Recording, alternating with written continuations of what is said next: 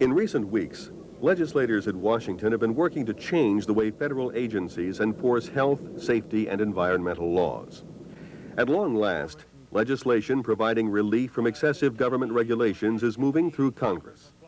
For businesses and individuals who have suffered at the hand of the regulatory system's long arm, this is welcome news indeed. Under the current system, compliance with numerous and sometimes frivolous regulations is costly in terms of time and money. According to the federal government itself, about 6.6 billion hours will be spent this year just filling out government paperwork. That's a lot of time. And time is money. And not only time is money, but it's a headache to do that, especially when you're getting redundant information requests over and over again. The U.S. Chamber of Commerce estimates that in 1993, the nation's regulatory system cost Americans about $581 billion. That's about $5,900 per household. To further illustrate the point, the Chamber offers this example. A simple hamburger is subject to 41,000 federal and state regulations, ranging from the grazing practices of cattle to conditions in the restaurant where the burger is served. Few would argue that 41,000 regulations for a hamburger is excessive. By the same token, most would agree that basic regulatory standards are necessary. But today, some governmental agencies, like the Food and Drug Administration, the Occupational Safety and Health Administration, and the Environmental Protection Agency, are out of control in their regulatory pursuits. These agencies are strangling businesses and individuals in a web of rigid rules, paperwork, and fines. For American businesses to succeed, regulatory agencies must be reined in. The problem is that the regulatory agencies have the potential to be like wild weeds, that you can never quite pull out all the roots, and they grow back faster than you pull them out. And we're at a point now where the growth has come back with such a vengeance, even after 12 years of Republican administrations trying to, quote, restrain the regulators, that if we don't do a good enough job of pruning it now and restraining it, another 20 years from now, the growth will completely entangle the business community. Are we looking around? Mr. and Mrs. Bob McMacken know from firsthand experience about the excessive nature of certain governmental regulations. In 1988, they purchased property in the Pocono Mountains, where they planned to retire. They obtained all of the appropriate land and building permits, hired local builders, and built their home. We went to the township, we got a permit, building permit, we got a permit from Arrowhead Lake Association, we got a sewer permit, and ultimately, when the house was finished, we got a certificate of occupancy. But just as they had begun to settle into a comfortable retirement, they received an alarming letter from government regulators saying their home had been built on federally protected wetlands. Well, out of the blue, we got a letter from the Army Corps of Engineers, and this is over 4 years after we bought the lot and started building, telling us that we had violated the Clean Water Act and we had illegally filled the ground.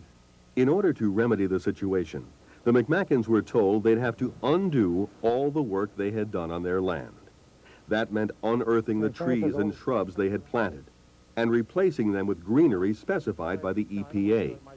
Afterwards, the land would essentially be returned to the federal government. Compliance would mean the McMackens would have no developable property beyond the 5 feet surrounding their home. We have a property that is not marketable at this present time, but more so we find that because of this, and it's an intangible, because of this, we find that we're not going there as often. Now, I don't know if it makes sense, but we don't feel the place is ours. The McMackens have been fighting for their right to use their land the way they want. To date, they have spent about $5,000 and countless hours in this effort. But the time and money spent doesn't compare with the emotional price they've paid fighting a battle with the EPA that has yet to be resolved. John McCurdy of Lubec, Maine, also knows about battling federal regulators. His fight was with the Food and Drug Administration a few years ago. Back in 1990, his business, the McCurdy Fish Company, was thriving. The 88-year-old family business was shipping 150,000 pounds of smoked herring fillets to distributors in the United States. The business was bringing in gross annual revenues of around $250,000. An outbreak of botulism completely unrelated to McCurdy's Fish Company drew attention to the fishing industry from the Food and Drug Administration. The nationwide investigation resulted in a sweeping regulation requiring all fisheries, large and small, to use special equipment to clean and smoke fish. In the May of 1990, the investigator from the Food and Drug Administration from the Augusta, Maine office came to my property and informed me that from now on the process that we were doing was not going to be legal in FDA, the Food and Drug Administration standards.